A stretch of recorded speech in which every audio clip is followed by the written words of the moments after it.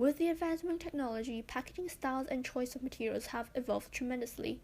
As times change, people's expectations for packaging change as well. Nowadays, aside from looking for practical designs, more consumers are getting drawn to aesthetically pleasing packaging that are also eco-friendly. As designers, we must carefully make note of these market demands and consider the legal requirements within the industry. Let's begin with current trends in honey packaging. Which ones can you immediately think of? Is it the bear-shaped honey bottle introduced by Billy Bee? Or is it the mini honey jar that you have at home? Although there are many food packaging styles, the packaging for honey has been fairly consistent throughout the years. Based on observation and secondary research, we came up with a list of packaging features that are prominent in honey packaging. Honey filled into bottles or jars are the most common packaging that are displayed on the shelves of grocery stores. Why? Compared to cardboard boxes or tubs, bottles can save significant shelf space for retailers and their end users. Unlike drinks that can be either boxed or bottled, the sticky and thick consistency of honey will prevent it from flowing out of the container smoothly. Squeezing the container is often required to get the product out. If the package is paper-based, the container would probably be deformed or completely ruined after repeated squeezing. Therefore, dense structured or rigid forms may be preferred for this food category. Glass is a non-porous and impermeable material. There is a low chance of any bio or chemical reaction between the material and the food. The smell of glass wouldn't transfer into the honey as well.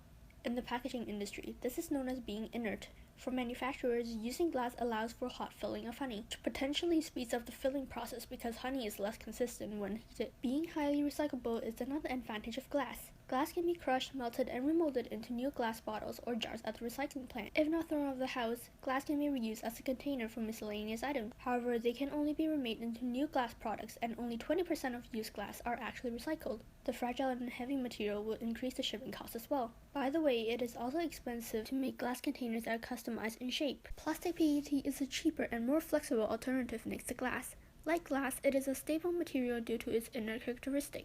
It is also environmentally friendly. PET can be remade into a wide range of products such as carpets, clothes, or any lower grade products. It is lightweight and durable as well. This effectively reduces the shipping cost. It can be further customized to specific shapes such as the bear honey bottle without incurring a huge cost. Having a flip-top design for caps prevents users from spilling the honey by accident. It also helps users control the amount of product that they pour out each time. In other words, this neat design reduces potential wastage of product. Even if the honey crystallizes on the cap, this design allows for easy removal of the hardened honey. From a manufacturer's perspective, this design is great because it uses 20% less materials than other closure designs, which lowers their cost effectively. It is impossible to see a honey packaged without nature-related elements on it. Honeycombs, hives, bees, or yellow and black. All of these are marketing tactics to remind consumers that these are natural products. It is also a way for brands to differentiate their products from other similarly packaged items, such as strawberry jam. Now we'll move on to substrates used in honey packaging. Substrates refer to the materials where graphics and text are printed. While being an eco-friendly container for honey, glass is usually also the substrate for the nutrition labels. Consumers can clearly see the product inside while reading the nutritional information. Since glass has a high heat tolerance, the printed text would not melt even when the honey is decrystallized by heat. Consumers often find this an elegant design. But there are some issues with using glass to print text. The color of the liquid filler can affect the readability of the text greatly. This is a risky design decision for honey packaging, as different grades of honey come in different colors. In addition, text stamped onto the glass can be scratched off easily. Plastic is widely used as a substrate for labels of various packaging, and the low cost of plastic is certainly one of its major selling points. Plastic sheets or labels are usually thin and flexible. This makes it good for wrapping around irregular shaped products. Printing on plastic can be easily done using flexography. As the material resists water, the quality of printed text will not be affected by water spoilage. This could be useful for printing important information such as nutritional values or warnings. However, every coin has two sides. While plastic resists water, the ink printed on it may be easily smudged after rubbing. This could pose as a packaging concern when we print on plastic. In addition, graphics or text printed on thin plastic films may not be as sharp as they appear on regular paper stock. Furthermore, now we will be talking about accessibility and legal considerations. Firstly, there are laws around the product itself that have to be followed in order to be able to sell honey to the consumers. For example, on the product's label, we need the common name, and for this product, that will be honey, and the brand name, which would be shown on prepackaged honey. It would say that the product is packaged in Canada. The net quantity has to be shown in grams or kilograms, and the standard containers are prescribed for prepackaged honey. If the product is made in Canada, the grade on the label should say Canada number 1, 2, or 3.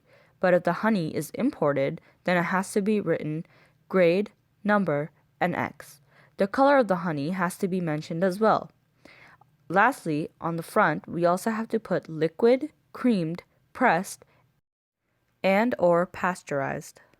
Back of the label has to have the country of origin where the product is from. If the product is domestic, you have to put the name and address of the package, and if it is imported, then you have to put the name and address of the packer or the importer.